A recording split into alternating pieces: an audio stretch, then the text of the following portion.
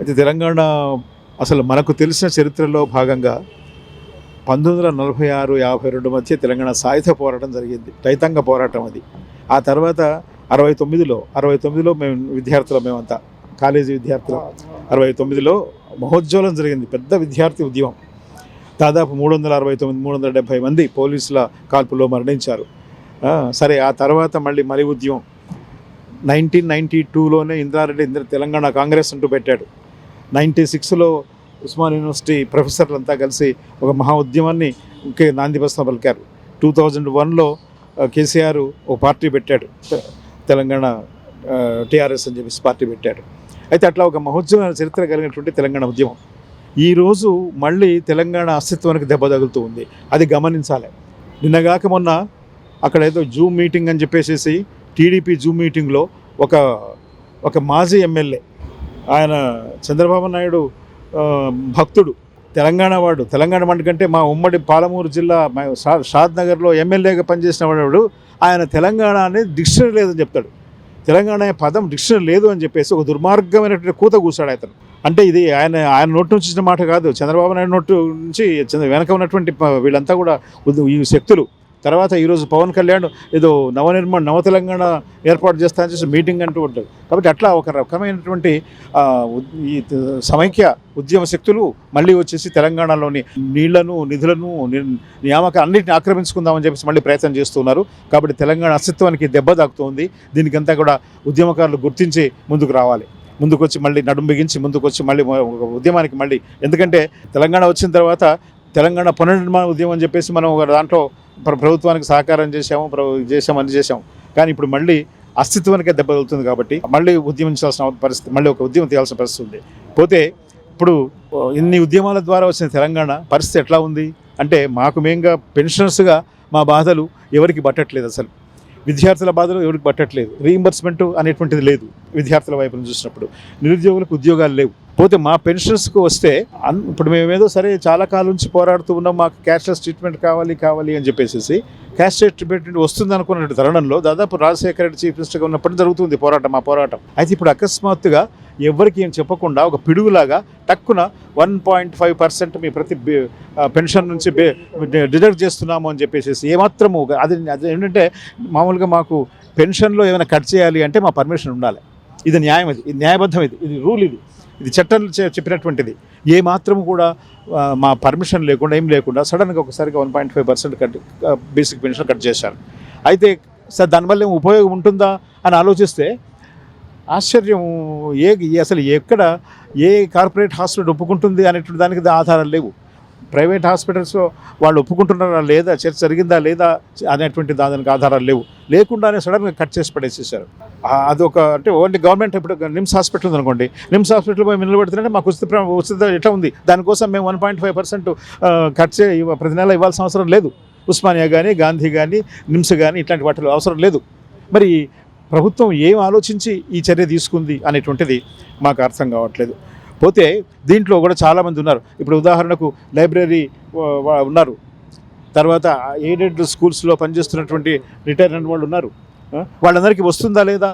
ఉస్మాన్ యూనివర్సిటీలో పాపం పనిచేసి నాన్ టీచింగ్ స్టాఫ్ వాళ్ళు రిటైర్ అయిన వాళ్ళు ఉన్నారు, వాళ్ళకి వస్తుందా లేదా అర్థం కావట్లేదు. అంటే ఏమీ లేకుండా ఒక శూన్యంలోంచి ఏదో ఒక బ్రహ్మపదార్థం తీసినట్టుగా రేవంత్ రెడ్డి గారు మా చేతిలో పెట్టే ప్రయత్నం చేస్తున్నారు. తర్వాత ఇంకోటి ఏమిటంటే, అసలు సమస్య నిజానికి ఇక్కడ ఉన్నటువంటి అసెంబ్లీ ముందు కూడా చలో అసెంబ్లీ కార్యక్రమం పెట్టి, ఎందుకంటే 2024 తర్వాత రిటైర్ అయినటువంటి వాళ్లకు పెన్షన్ బెనిఫిట్స్ రాక వాళ్ళు చలో అసెంబ్లీ కార్యక్రమం దాకా తీసుకున్నారు. అంత గొప్ప కార్యక్రమం కూడా తీసుకున్నారు. అయినా సరే చివరికి ఏంటంటే 6,000 కోట్ల రూపాయలు 100 రోజుల లోపల ఇస్తాము అని చెప్పారు. మొన్న 2,000 కోట్లు ఇచ్చామన్నారు. అవి ఎవరికి వచ్చాయి అనేటువంటి దగ్గర కూడా ఒక నిబిడ రహస్యం దాగి ఉంది. ఎంతమంది ఇప్పుడు, ఎందుకంటే అందరికీ జీపీఎఫ్ ఇచ్చాము అన్నారు. జీపీఎఫ్ ఎవరికి ఇచ్చారు అంటే, కొంత జడ్పీ స్కూల్స్లో పనిచేసిన వాడికి అసలు ఇవ్వనే లేదు, రిటర్న్ వాడికి ఇవ్వనే లేదు. తర్వాత 6,000 కోట్లు ఎక్కడైతే అండి సరిపోవు. దాదాపు ఇప్పుడున్నటువంటి వాళ్ళకే దాదాపు 8,000 కోట్లు ఇవ్వాలి. తర్వాత రిటైర్ అవుతున్న వాళ్ళు ఉన్నారు, ఇంకా ఇప్పుడు కొత్తగా రిటైర్ అయిన వాళ్ళు. కాబట్టి కనీసం మినిమం 10,000 కోట్లు అయినా సరే ఇవ్వకపోతే ఈ సమస్య పరిష్కారం కాదు.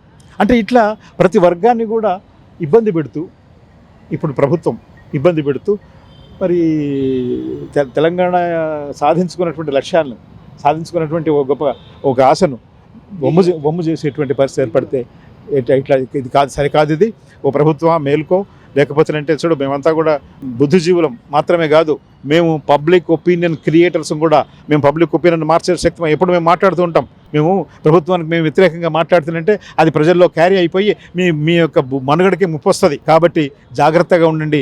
విద్యార్థులతో, ఉద్యోగులతో, ఉపాధ్యాయులతో, పెన్షనర్స్తో చాలా జాగ్రత్తగా ఉండండి. మేము ఒపీనియన్ క్రియేటర్స్ము, ఒపీనియన్ మేకర్స్ మేము, కాబట్టి జాగ్రత్త ఉండండి అని చెప్పేసి నేను ఈ సందర్భంగా ప్రభుత్వాన్ని హెచ్చరిస్తున్నాను. ప్రభుత్వం దగ్గర డబ్బులు లేవు, మా దగ్గర అసలు ఆర్థిక పరిస్థితి బాగాలేదని చెప్తా ఉన్నారు వాళ్ళు. డబ్బులు లేవు అంటే మరి అదేది సుందరాంగుల పోటీ పెట్టింది కదా, తీసుకొచ్చింది దేశాల నుంచి కూడా తీసుకొచ్చి ఇక్కడ అందరినీ ప్రదర్శన చేశాడు కదా. డబ్బులు ఎక్కడి నుంచి వచ్చినాయి? తర్వాత మూసీ ప్రక్షాళన, సరే అభిప్రాయం బాగానే ఉంది, దానికి 1,50,000 కోట్లు పెడతా అంటున్నావు. అదా నీ ప్రయారిటీ? నీ ప్రయారిటీ అదా నీకు కావాల్సినటువంటిది? తర్వాత ఏదో ఒక పెద్ద ఫుట్బాల్ దిగ్గజాన్ని తీసుకొచ్చావు అంటే ఇవన్నిటికీ డబ్బులు ఉన్నాయి, కానీ మరి విద్యార్థులకు డబ్బులు లేవు, పెన్షనర్స్కి డబ్బులు లేవు అంటే నమ్మంటావా? కానీ ఇప్పుడు హైదరాబాద్ నగరంలోంచే ఐటీ చాలా ఇదిగా ఉన్నటువంటి దాదాపు 1,50,000 కోట్ల రూపాయల పన్ను వస్తూ ఉంది హైదరాబాద్ నగరం నుంచే. మరి ఇవన్నీ ఎక్కడ పోతున్నాయి ఇవన్నీ? కానీ డబ్బులు లేవు అనడం అనేటువంటిది చెప్పడం మమ్మల్ని మోసపుచ్చడానికి మాత్రమే, కానీ అది నిజమైన వాస్తవం కాదు అనేటువంటిది మా నమ్మకం. 6,00,000 కోట్ల రూపాయల అప్పులు తీసుకొచ్చావు. అప్పులు ఎప్పుడు ఇస్తారు? నీవు తీర్చగల శక్తి ఉంటే అప్పిచ్చేది. ఉట్టిగా నేను ఎవరో పోయి అప్పు ఇవ్వండి అంటే ఇవ్వరు. నీకు తీర్చగల శక్తి ఉంది కాబట్టి నీకు ఇచ్చారు.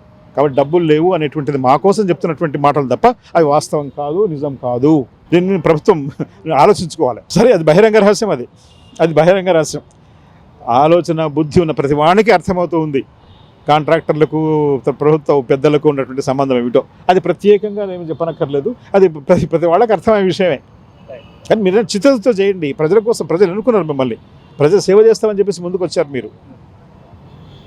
మీరు అంటే ఆ ప్రజలకు సేవ చేయాలి, ప్రజల ఇబ్బందులకు తొలగించాలనేటువంటి దృష్టితో ప్రభుత్వం మేల్కో. ఇది 10 రోజులలో కూడా ఏచేసి అమలు చేస్తా అంటారు. అసలు దీని మీద మీకు నమ్మకం ఉందా అమలు చేస్తారని? మీడియా వాళ్ళు, వార్తాపత్రికలు, ఎలక్ట్రానిక్ మీడియా ఫోకస్ చేయాలి. ఏదైనా ఎక్కడ అన్యాయం జరిగినా ఫోకస్ చేయకుండా మనం కనుక ఈ రకంగా కూర్చొని ఉంటే ఇంకా వాళ్ళకు లంచగొండితనాల వాళ్ళు ఎక్కువ అవుతారు. మొన్న రీసెంట్లీ చూసినా ఏమన్నా పట్టుకుంటే 100 కోట్లు అవుతుంది. 100 కోట్లు ఎక్కడి నుంచి వెళ్ళింది వాడు ఎట్లా సంపాదించండు, ఎవరి దగ్గరికి వెళ్ళి సంపాదించండు? ముందు ఏసీబీ ఏం చేస్తుంది? ఈ డబ్బు అంతా ఎక్కడికి పోతుంది? మళ్ళీ ఎక్కడికి చేస్తుండ్రా, చేయట్లేదా? వాడు ఒక్కడే కాదు, చాలామంది ఉన్నారు ఇట్లా భూములు సంపాదించిన వాళ్ళు ఉన్నారు. భూములు సంపాదించలేని వాళ్ళు కూడా ప్రజల దగ్గరికి వెళ్ళి ఒక్కొక్కటి కనుక 10 కోట్లు 20 కోట్లు సంపాదిస్తున్నారు. ఈ యొక్క ఏసీబీ ఏం చేస్తుంది? ఈ డబ్బు అంతా ఏం చేస్తున్నారు? ముందు కనుక ఎంప్లాయీస్ని కనుక వాళ్ళు దూరం చేసుకుంటే మాత్రం ఏ ప్రభుత్వం అయినా కూడా రాబోదు కూడా అని చెప్పి మీ ద్వారా నేను చెప్పుకుంటున్నాను.